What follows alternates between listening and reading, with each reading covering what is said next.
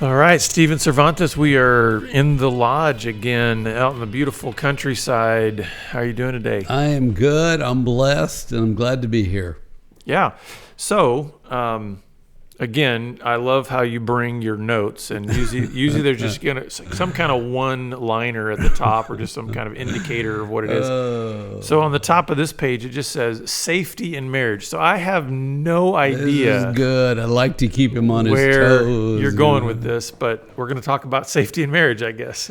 So last Friday, Focus on the Family sent a couple of trainers down. Now, I don't want to guess their names, so we're going to put their names in the show notes and the book they wrote. But they're part from the marriage department at Focus on the Family and did some training of maybe 50 therapists. Marriage therapists were there for this training. And so the speaker gets up and he starts talking and says, look, I've been doing marriage therapy for 30 years. You don't hear too much new stuff, communication, fighting, trauma, family of origin, And this guy said something that just revolutionized my thinking. And it's so simple, the women are going to laugh. But he talked about safety in marriage. And when I say that, what comes to mind? We just say whatever the thoughts that come to mind. When I say safety in marriage, what comes to mind? I don't know. The first thing that popped into my mind was like, okay, you're not going to be hitting each other. Exactly. That's the first thought is physical abuse, trauma, aggression, all those things. Because that's where safety comes from, is let's be safe physically. Mm-hmm. But this guy starts talking about emotional safety. I thought, what? I've never heard anybody talk about emotional safety. And the light bulb goes on because we were at a SILS conference, you and I, and there was a book and a table, and they have this pyramid on this book cover, and safety is the bottom of the pyramid. You have to, and that Maslow's hierarchy of needs, and food and clothing and safety and shelter. Safety is this very basic thing, but it's always like survival or physical. Nobody talks about safety in marriage. So now this guy's got my attention. Now it's like I actually sat on the front row, mostly because I got there late and there was the only seat left. But anyway, so I'm sitting there on the edge of my seat going, yeah. He said, this is what makes our training different, is we talk about emotional safety in marriage. And I'm thinking, duh. Now, we work with guys that have sexual addictions, right? Mm-hmm. Yeah. And what do we hear from wives? Am I safe? Is he safe? And I just go, of course he's safe. He's only doing porn. Why? What's the danger here? Now, look, I'm exposing a little ignorance, okay? But when you see a guy that sneaks and fantasizes and masturbates and has a thrill for a few minutes, how's that not safe? When I think of the chaos of physical safety, because I'm not thinking right. Yeah. Now, what do you think? Because you're sort of looking at me puzzled over there. No, I'm tracking with you completely. Because, we hear this all the time. Mm-hmm. We have a whole wives care ministry department. And so one of the key things that our wives care team is always working on with these wives is around the issue of boundaries regarding just exactly this thing, emotional safety in the relationship. Because we come from the work that we do with wives is from a betrayal trauma model. And so when you're dealing with trauma, you talk about that pyramid, right? Well, absolutely. The trauma model, the first thing is safety. You cannot be in an unsafe environment if you want to work through even the that trauma has healing. a lot of, to me, maybe I'm showing my ignorance, but most of these guys are predictable and they're secretive and they fantasize, and there's not a lot of risk and danger from a guy that sneaks off and fantasizes. Yeah, I guess the way that the way that I think it could be reframed around the issue of safety, especially thinking of it from the wife's perspective, is not so much safety in the sense of like I have no idea what to expect, but safety from the aspect of I don't feel at ease with this person because of the way that they have violated trust, the way that they have violated the sanctity of our sexual union, right? There's a sense in which I don't feel comfortable or at ease or safe around. Right, and it's interesting because the wives out there probably screaming right now, well, how can you not get this, Okay, I'm human, and I'm human too, okay, in case you hadn't noticed, I'm flawed. But I just, and maybe I'm male and comfortable with my sexuality, and so even the way you say it, boundaries and violations of our trust has been broken. I don't think safety, and look, this is clearly a flaw in me, okay? Because I'm not on the female side, I'm on the male side. Mm-hmm. And let me ask you, do you ever feel unsafe with the men in group? No. No. A man would never feel unsafe with another man. Now, am I stupid? Now I might go, man, you're pretty stupid. You're going to get in trouble. Right, yeah. You're not being safe. But I never feel like, oh, I'm not safe because you're a crazy man. So do you understand how I'm seeing this from the guy's side with guys going, no. But you've also switched it from apples to oranges because the context is different. I am not. So let me put it another way, because the reason I say it that way is because the context in the marriage is that this has been like for the guys in group, I have not been personally betrayed or wounded by them because of their behaviors. Right. So I'm not going to feel unsafe in that way. Like right. I'm not wounded by them. I didn't make that distinction. Okay. My point is a male will not think of safety whenever a guy, it just won't come up. Right. The whole idea that you're not safe. But that's what I'm saying is I think it's contextual. Well, it is contextual. But I'm saying from a guy thinking about it, understanding sexuality, and look, you have a comfort level with it, right? Right, This is, I'm telling you, I had not put safety in terms of from the wife's view, only to the degree of physical. I had not understood the extent to which they could feel unsafe emotionally. Mm-hmm. Why? Because I don't feel unsafe emotionally, and you don't. And guys in group don't feel emotionally unsafe, right? But mostly because we understand this territory. They don't understand. It's insanity on their side. That's part of the safety. Right? They don't even get it. We're safe because, we get it. What, you struggle? What, you looked at porn? I don't know, a guy that didn't see some. You understand? I mean, it's so part of us. And so there's a disconnect between two people. And I'm not even talking only about the sexual stuff. That's another. I'm actually thinking in terms of your emotions can create an unsafe place for your spouse. Right. But so I know all this. I never put this word. Mm-hmm. That's my point, is I never put the word in terms of a wife in marriage that she might not feel safe. Now, she might be hurt. She might be confused. She may be unhappy, right? But it makes perfect sense now when I put a female and put the idea of safety on their side of a guy in chaos and confusion. Yeah.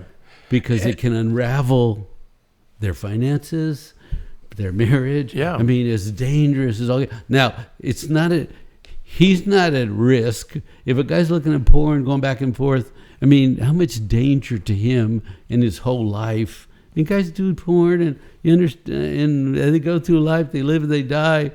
So I don't know if I'm making my point, but my point is an observation that applies to me, not to everybody else and what they think and see. I'm making a personal observation that I get for the first time that word that I've never used on that side. Yeah.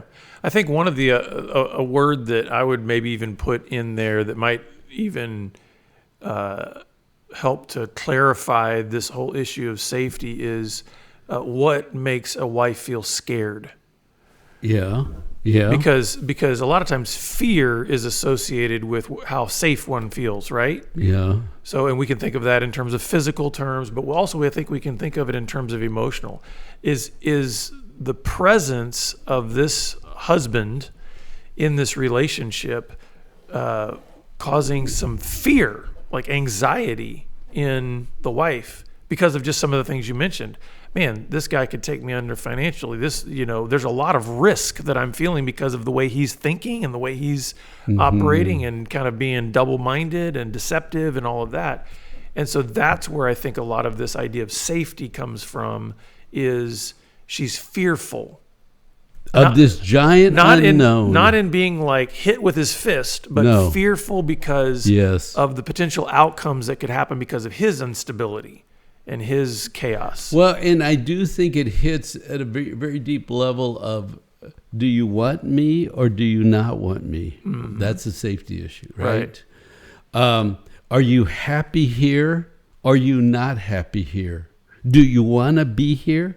Or do you? Those are very clear safety issues about her safety. And that's from the addiction standpoint. But even from the emotional standpoint, where the goal of the conversation of Focus on the Family was, we have to create a safe space where two wounded people can come in together and be safe while they unpack their stuff. Mm-hmm. And where does intimacy occur? It occurs after we go into the safe place together and we both unpack our stuff. The safety first, intimacy second. No safety, we don't get to intimacy. So how's that safe place created? Like, or what does it take to create that kind of safety? Well, that's a great question, and great marriage have done that. And marriages that are stumbling haven't done that, right? They haven't created a place where you can go in and be vulnerable and struggle and confess to one another. Now you have to recognize that an addiction has one level of safety, and then emotional well-being has another level of safety, right? Just our pains, our griefs, our losses, our wounds. Yeah, because obviously addiction, it's like, listen, you've got to stop acting out. You've got to put boundaries in place. You got to do some things that are giving some indications to your wife that you are no longer engaging those things, right? That's one aspect of safety. And then you're saying the next layer is this aspect of the emotional. Yes, and so people go into recovery, and then people that don't know what they're doing will start marriage work.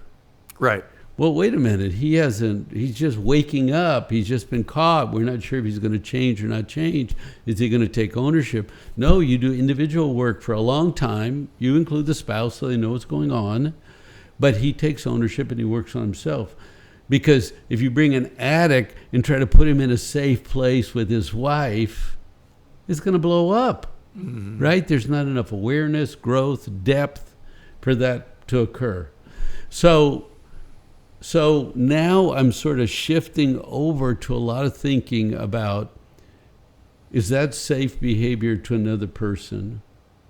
How is that a place where your partner can open, be vulnerable, be honest, break down, share fears? Is there a safe place? Because if you think about this, think about all the people you know. Some of the people you deal with are not safe for you. Right. And so they probably are not safe in their own marriage. Now think about how I'm using the word, right? Because normally it's like, are we in danger? Yeah, we typically think of it as like, is my life threatened right now, Yes. or my physical, safety threatened? Or That's right. But now we're talking about an emotionally safe place where we can both drop our guard, be vulnerable, be human. And one of the things I would say there is, and maybe because one of the things that pops into my mind when you talk about, there could even people in my life that I wouldn't consider safe. I often relegate that to a line of trust. Like, hey, you know what? There might be some people that I will talk about certain topics with, but you know what? I will not trust you with my money. I will not trust you like with certain. I'm not going to trust you with my kids, or that kind of stuff. Yeah. And so that's probably a safety issue too, right? Of saying, hey, I don't think my kids would be in physical harm. I don't think that I would die if I made a financial transaction with you, but you're not safe enough in my view because of your character or because of certain aspects about you that I'm not going to entrust. Well, and that's a you. great way to look at this. Do I trust you? And I give you my trust, or withhold my trust from you. Mm-hmm. I think that's right. That's one aspect of this safety bubble, if you will, that we're called to create. Because it's like when you encounter God, if you're a Christian, there's no fear, right? God is love, right? He wants to love us. He wants us to operate in sync with him, right? There's not a question of, am I safe with God, right? So, and I'm not saying he can't be the judge on the throne and pronounce judgment. I'm not saying that at all. But I'm just saying, why did he sacrifice? He wants our presence. He wants relationship. He wants us to come to him, right? So that we can then disclose our issues before him. Somebody was saying, if you know yourself, you know more of God. Yeah. If you don't know yourself, you can only know some of God. I think of the psalm where it says, he is our strong tower, the righteous run to him and are safe. There's a sense in which in him we have safety, Yeah. So I'm just, I think I'm presenting a challenge to men is what I'm hoping I'm doing here, in the terms of, we don't think about safety that way because we don't feel unsafe ourselves. Yeah. And then I think because of that, we can continue to perpetuate an environment in which our wives feel unsafe with us emotionally. That's it. That's exactly right. How are you operating your own system? And when your wife, let's say there's a bubble that we create of supposedly safety in our marriage, and she comes in and she says, I'm lonely and I'm sad.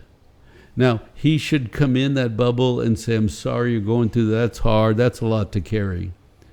But if he walks in and says, well, get some friends and dump that old friend, that witch of a friend, and do this and that. And like she said, hey, I just came to tell you something.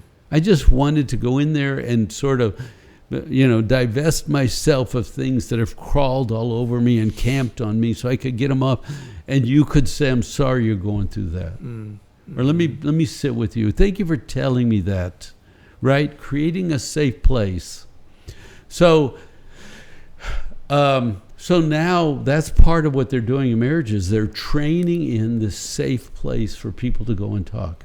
Because we all know, what does everybody come in and say about their marriage? We don't communicate. Right. Everybody says that. And what did they just do? They just communicated to you that they don't communicate. Yeah. That doesn't make any sense. Everybody says something that sounds kind of dumb. We don't communicate. What it means is we don't connect. Which it also means is we don't have a safe place to be vulnerable so that we can get to intimacy. So I know what everybody's asking. Okay, Stephen, how do we create these safe places? Like, what does that look like? I mean, you talk about the safety bubble, you talk about that, but everybody's going to want to get it practical. Like, I can especially hear the wives, especially out there, being like, okay, how do we create these safe? Well, look, I just went to training last Friday. You think I have all the answers? No. And we are going to put the book and the names of the authors in there, right? Okay, good. So they can go read it. Yeah. Yes, indeed. If you check the show notes, that's where you can drive traffic to the show notes. There you go. And if I knew, there was a couple of guys, I don't want to botch the names. Okay, so I think you ask a very good question. And I think the question is, why are we even having this conversation? Because people say, something's wrong with my marriage. And they'll say, well, we don't talk much. Well, do you understand? We have to talk to express what's going on. And we have to have a safe place to go talk to express what's going on.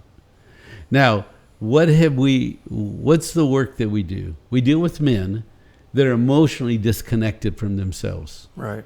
Any guy with an addiction would rather run away than deal with his emotional self. They're experts at running away. So we're talking to a bunch of wives who live with men that run away, that don't know how to create the bubble because they're not comfortable with themselves. And how are you going to be comfortable with your wife when you're not even comfortable with you? Right. Right? And the other line it says, if you don't love you, and I'm talking about with the love of Jesus, not just inflate yourself, but if you don't know love, how do you love somebody else? Yeah. If you're in pain, your spouse is going to get your pain. Right. Right? So this is a concept, okay? This is a theoretical discussion. This is not a how-to. I'm not sure we're going to get to all the how-tos. Right, yeah. But you understand, if you can see what a problem is, there is a God, there are resources. We don't have to be the answer to everything. We just can say, hey, if you see this problem, you're an adult. You're fully equipped to go find some solutions to the problem. But I'm telling you, I haven't used a word that I have to use now because I think it represents well what the women want. And the very word scares a man. Yeah. You're not safe. You don't feel safe. Yeah. Right? And that's where the confusion has been with me, is that word. Because she's saying, and she probably needs to say, emotional safety. Yeah.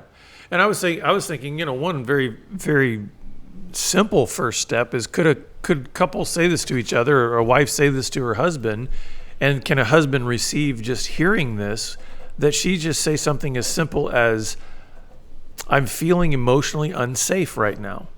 Like, is that okay? Is that something that can be said without him having to flip out? Or, so I think. But remember, his mother was not emotionally safe, or his father wasn't safe. He doesn't know safety. He doesn't know. Now, I think it's a great thing if you've been on the journey for a while. I think you're a little down the way. Yeah, I think you can ask for that, right? But see, the dilemma is the word safety kind of messes with the guy. Aren't you my protector? Right. Aren't you the leader? Isn't this half your home? And the person living with you is not safe. That guy's going to balk at that, right? And so, remember, maybe I'm only asking questions. We don't do this. And you're the fix it quick, give me 5 steps guy. And I know this is kind of stressing you because I know you want answers. But the best thing we can do is see a problem. Yeah. If you see a problem, that's half the solution because you know where to go. So I want you to keep doing who you are, but I'm going to keep challenging you because I'm still, can you hear me? I'm integrating it myself. Right. I haven't used this in my practice. I've been confused by wives. And if I'm confused, their husbands are confused. And so when you say safety and am I going to be safe and I'll be okay, it's like we got food, clothing, shelter, the bills are paid, you got gas, you got a car, the lights are on. What do you mean you're not safe? Oh, I'm not comfortable with you. I'm scared. I'm distressed. But when you say safety, woo goes off in a guy's mind, right? Why? And remember what I said. Guys, even addicts, they are very predictable and patterned, and maybe they're not restful. And maybe they are stupid because the worst of them go out there and do invite trouble. And so I mean, we work such a varied population too, because there are guys that are pursuing prostitutes, and there's guys that are looking at little magazines at home in the basement. You know what I mean? And so safety here is different than safety there. And right, yeah, it's exactly. such a broad brush. And then maybe he's just an angry man. No, safety comes up. Or maybe he's a stunted man. Safety comes up. Yeah, in some ways, and not to get too sidetracked here, but in some ways it makes me feel like there's a parallel conversation with a different word that also gives me trouble sometimes, and that's the word abuse. Oh, yeah. And I think there you I think go. sometimes people paint an incredibly broad brush of what abuse is to and cover a lot of different things. women will be told you're abused because he's whatever, irritated, angry. And upset. so we might be having the same difficulty with figuring out the nuance of what does safety actually cover? What are we actually talking about when we're talking even about emotional safety, when you have this wide spectrum of different behaviors and things that guys are doing? Right. And so we're talking about a safe place where we can talk. Now, if you say that helps ground a guy. I need a safe place where we can talk. Oh, what's the goal? Talking. So how dangerous is it going to be? Words, right? Yeah. So if we can have a safe place where we can talk, and what I'd like to do is enter that space with you and share some things I'm experiencing. And when we're done, can you please just let me talk, don't interrupt, and at the end say something like, I'm sorry you're going through that. Yeah. Right? Because it's a very simple little experiment. If you can do it one time, you can do it 2 times. And if you can do small things, then you can do big things. And I think the key to what you're describing there is initially, I think it definitely just needs to be one way. Meaning, I think when you're just starting out to try to figure out how to create this kind of safety in your relationship, these safe zones, so to speak, is don't expect to start that with dialogue. In other words, I think it needs to be a safety where one of the spouses is saying, I have something I need to share with you, and I need to be in a safe place to do that, and they're able to share it, and the other person just says, I receive that, or I hear that, or whatever. If you're but even coach them to what to say. Exactly, so but that's what I'm succeed. saying. At first, I think it needs to be one way. Somebody's got something they need to say to the other person, and they need a safe place to say that. Yeah. Eventually, you can, I think, expand out those safe zones to have dialogue back and forth, and then I can do my work. Then you, but you're right. In the beginning, it's chaotic. It's going to be awkward. We did this at the beginning of my recovery when my wife and I got back together. Now we weren't we actually called it the crap chamber because.